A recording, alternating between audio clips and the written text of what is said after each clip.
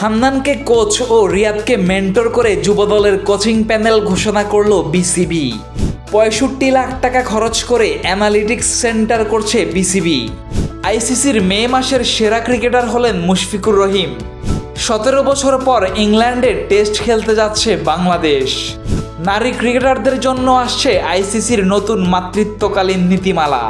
সারাদিনে ঘটে যাওয়া ক্রিকেটের দেশি বিদেশি খবরগুলো এক নজরে দেখে নেওয়া যাক।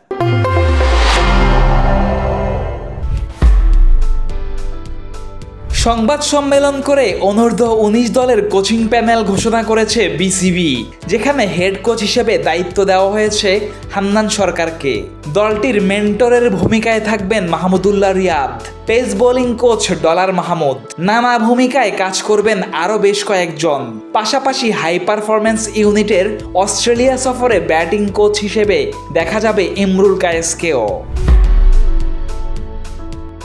বিশ্বের উন্নত ক্রিকেট খেলুড়ে দেশগুলোর পথে হাঁটছে বাংলাদেশও। ৬৫ লাখ টাকা ব্যয়ে যাত্রা শুরু করেছে বিসিবির অ্যানালিটিক্স সেন্টার, যেখানে অনূর্ধ্ব-১৪ পর্যায়ের ক্রিকেটারদের থেকে জাতীয় পর্যায়ে সবারই ডেটা থাকবে। এই ডেটাবেজে শুধু ক্রিকেটার নয়, সাপোর্ট স্টাফদেরও তথ্য থাকবে। যুক্ত করা হচ্ছে এআই প্রযুক্তিও। মে মাসে পাকিস্তানের বিপক্ষে টেস্ট সিরিজে দারুণ ব্যাটিং করে আইসিসির প্লেয়ার অফ দ্য মান্থ পুরস্কার জিতলেন মুশফিকুর রহিম। বাংলাদেশের অভিজ্ঞ এই ব্যাটার দ্বিতীয়বার এই পুরস্কার জিতলেন।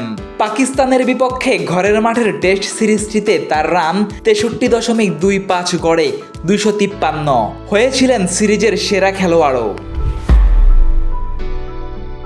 ২০১০ সালের পর ইংল্যান্ডে গিয়ে টেস্ট খেলা হয়নি বাংলাদেশের, তবে ১৭ বছর পর সে আক্ষেপ কাটতে পারে। ইংলিশ সংবাদ মাধ্যমের খবর, ২০২৭ সালে অ্যাশেজের আগে প্রস্তুতি হিসেবে বাংলাদেশকে আমন্ত্রণ জানাতে পারে ইংল্যান্ড। ম্যাচটি মাঠে গড়াতে পারে বছরের মাঝামাঝিতে। নারী ক্রিকেটাররা যেন মা হওয়ার পর সহজেই ক্রিকেটে ফিরতে পারেন, সেজন্য আইসিসি একটি নতুন মাতৃত্বকালীন নীতিমালা চালু করেছে। এর অধীনে ক্রিকেটাররা নির্দিষ্ট মেয়াদে পূর্ণ বেতন সহ ছুটি পাবেন এবং এই সময়ে তাদের বার্ষিক কেন্দ্রীয় চুক্তিও সম্পূর্ণ সুরক্ষিত থাকবে।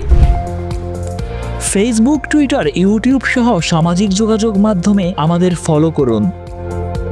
ক্রিকেট দুনিয়ার সব খবর সবার আগে পেতে ভিজিট করুন www.dailycricket.com.bd।